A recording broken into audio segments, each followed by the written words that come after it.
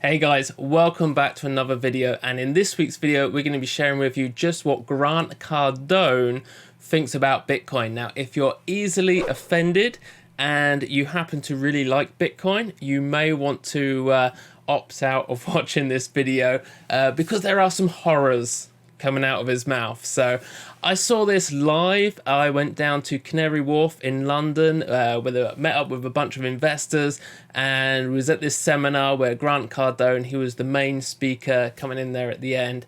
And I just captured, very lucky to capture this little video on my iPhone.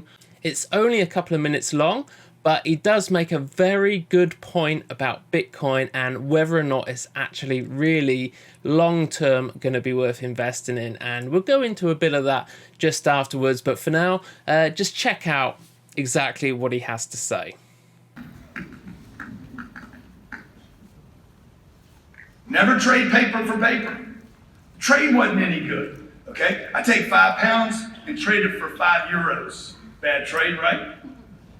7 euros, still a bad trade, okay? $6 US, still a bad trade. Wow, a stock certificate. It's a piece of paper, man. This stuff is made up. Who's got some money? Who's got some pounds on it? Who's got 100 pounds? My man, big player, right? Always got his money right, okay? Okay, 50, 20, 20.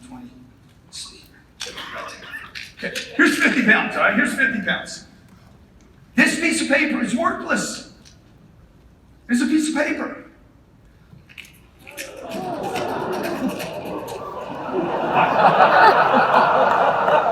I'm giving you guys a finance class right now. How many finance majors here? I spent 5 years in accounting. They didn't teach me this. Money is a piece of paper. It's worthless. It's garbage. It's junk. It's made up. It's fiat. It was created out of some wizard. Hey, why don't we take things that are valuable, turn them into something worthless, put some important looking person dressed up in a costume, got to put a woman on the other side, put some pretty colors on it, people will think it's valuable. Okay, and it's easy to carry around with you too, dude. Like, do you understand? Back in the day, man, people were carrying valuable shit around with them, right? Carrying gold and rubies and diamonds. You couldn't get rid of that easy. They're like, we got to get people liquid. We got to get it easy for the money to roll around town, right? Who's got a match? I just want to show you, I can tear it, I can burn it, and I can lose it, right or wrong. I'm going to leave it right here. I guarantee you, if I leave it up here for a year and we come back a year from now, how many think it will not be here 1 year from now? Say 10x. Yes. Okay. How many think, by the way, if it was still here a year from now, it would be worth less than it is today? Yes. But what do? You guys trade paper for paper. You take a piece of worthless paper that somebody told you what it was worth, and then traded that for another piece of paper that somebody said, oh, this is worth something. See, I never do that. I never trade paper for paper. What I do is I accumulate lots of paper every way I can by working hard. I trade time for paper, and I take all leftover paper and I buy bricks and concrete and steel and glass and income. And if you do this in your life, if you and your spouse, if your family gets on board with saying, I'm going to trade all paper, I'm going to work my butt off every day to accumulate every piece of garbage paper I can, okay? Like, I'll take it all. Euros, you can pay me in pesos. We had somebody call and say, can I pay a Bitcoin? Dude, you can take Bitcoin, Ethereum, Litecoin, donkeys. You can play me in dung. I'll tell you, if I can get rid of it, I'll take it. All I'm going to do is take that, trade it for a piece of paper, and buy some bricks. And those bricks have to produce income. He just compared Bitcoin to donkeys.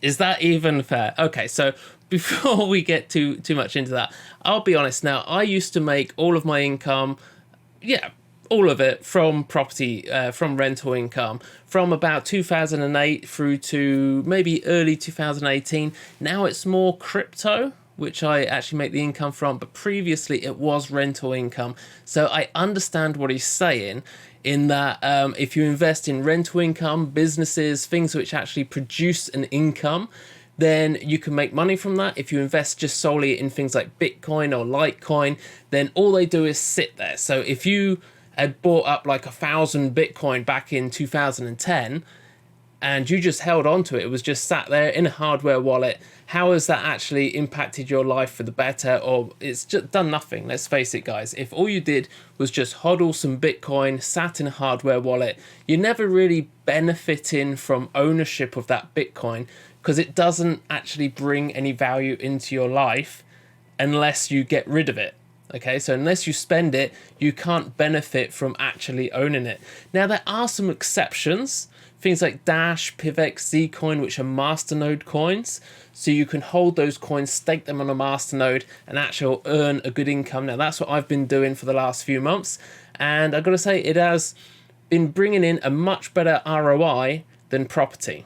Plus, also, when you look at property, now, if I was to invest £100,000 into property from January this year, just a few months ago, right now that property would still be valued at about 100,000. Whereas if I put 100,000 into Bitcoin at the beginning of the year, when it was like 3,500 for a Bitcoin, then, you know, that's going to be worth 9,000 now. So if that was 100,000, it's going to be worth like what, like £250,000 already. There's no way you're going to get that type of return with pounds. I mean real estate. Okay, so there's no way you're going to make that type of return with a real estate in terms of capital growth. But I do agree with what he's saying, which is, yes, take the Bitcoin, take the Litecoin, take whatever you can, make those capital gains, and then when they're doing well, you want to be cashing them in and investing in things which actually produce an asset. So whether that's like masternodes, or whether that's rental income, get properties, or buying ownership in businesses, anything like that. You just want to buy real assets that produce an income producing assets. That's it. Now, do let me know what you think about all of this down in the comments below. I'd love to hear your thoughts on it. I certainly know what I think. But also, I have something special to share with you in an extra special video tomorrow. So here on my desktop, you'll see this this video file here. It's been there for quite a few weeks now, and I've not shared it with you because I didn't want to come across as being a bit of a weirdo, okay, in the marketplace. It's a bit of a crazy video, but considering the way things are going with Bitcoin and all the cryptocurrencies, the whole sort of crypto sphere at the moment, I thought it was just kind of time that I should share this video with you. It is based on future events, so it's a bit of a wild one, but well worth watching and considering. So yeah, I'm actually going to release that tomorrow. I know I normally only do videos once per week these days, but considering the content of it, I thought it was worth to break the rules now and just share that with you. And finally, just one last thing before we go. As you can see here on the screen, we now have a frequently asked questions section over on Satoshi's Minds. So there's no need to keep asking the same old questions over and over again in the Telegram group. So we've got that in there. However, if there's any questions which that you've got which are not found here in the frequently asked questions, please do ask me on Telegram, and I'll probably add those questions in here to benefit everybody else which may also be having the same questions. Anyway, I'm sure you know what I mean, and please, as I say, comment down below, let me know your thoughts on Bitcoin and its value compared to donkeys, and I shall see you again in tomorrow's video.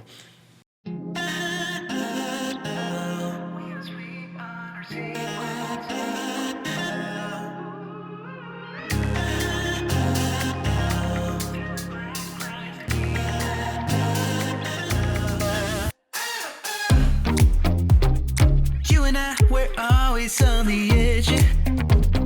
We fight and make love at the same time. Would you break up just because I told you?